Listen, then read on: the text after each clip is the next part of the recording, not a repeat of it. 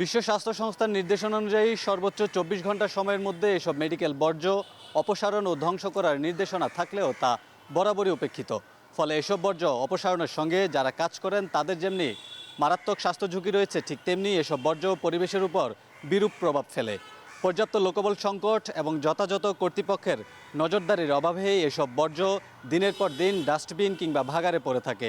পাশাপাশি এমনও অভিযোগ রয়েছে এসব বর্জ্য রিসাইকেল হয়ে পুনরায় রোগীর চিকিৎসায় ব্যবহৃত হয়।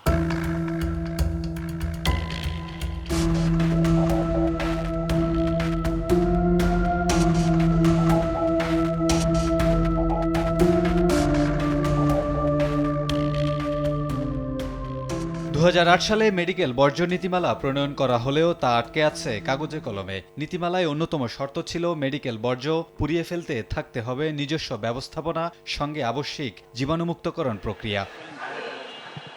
বিশ্ব স্বাস্থ্য সংস্থার নীতিমালায় বলা হয়েছে, কঠিন বর্জ্য ধ্বংসের জন্য প্রতিটি হাসপাতালে মেডিকেল ইনসিনারেটর, অটোক্লেভ মেশিন সহ বিভিন্ন আধুনিক যন্ত্রপাতি থাকতে হবে। কিন্তু রাজধানীর হাসপাতালগুলোতে নেই আধুনিক কোনো ব্যবস্থা। অরক্ষিত চিকিৎসা বর্জ্যে তৈরি হচ্ছে মারাত্মক স্বাস্থ্য ঝুঁকি। বর্জ্য অপসারণের সঙ্গে যারা কাজ করেন তারা জানেন না কোন ধরনের বর্জ্য কিভাবে সংরক্ষণ করতে হবে। হলুদ পাত্রে সংক্রামক বর্জ্য, সবুজ পাত্রে পুনঃচক্রায়নযোগ্য বর্জ্য, লাল পাত্রে ধারালো বর্জ্য ও কালো পাত্রে সাধারণ বর্জ্য সংরক্ষণের নির্দেশনা রয়েছে। সরেজমিনে ঢাকা মেডিকেল কলেজ, বারডেম সহ বেশ কয়েকটি হাসপাতাল ঘুরে দেখা গেছে ডাস্টবিনে পলিথিনে মুড়িয়ে ফেলা হচ্ছে বর্জ্য।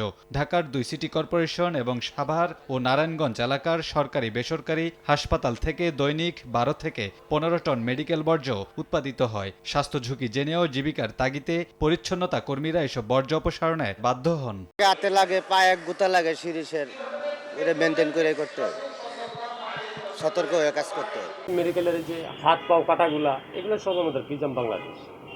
এই যে রক্তের ব্লাডগুলা, এগুলো যা আছে সব সকালবেলা আমরা এগুলো দিয়ে দিই। এটা আমরা যে যুগে আছে এদিকে পেটে রেখে কাজ করি আমরা। অনেক খারাপ লাগে, কিন্তু করেই যাবো, কি করা।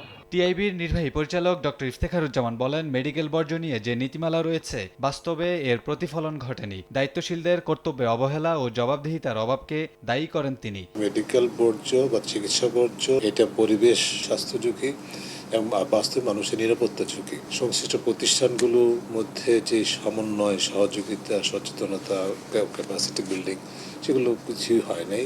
অথচ যেই সমস্যা সেটা কিন্তু অ্যাকুমুলেট করছে, আরো বাড়ছে। সিটি কর্পোরেশন, স্বাস্থ্য অধিদপ্তর ও হাসপাতাল কর্তৃপক্ষ এগিয়ে এলে বর্জ্য নিয়ে চলতে থাকা দীর্ঘদিনের অব্যবস্থাপনা থেকে মুক্তি মিলবে বলে মনে করেন সংশ্লিষ্টরা। কামরুল হাসান, সময় সংবাদ, ঢাকা।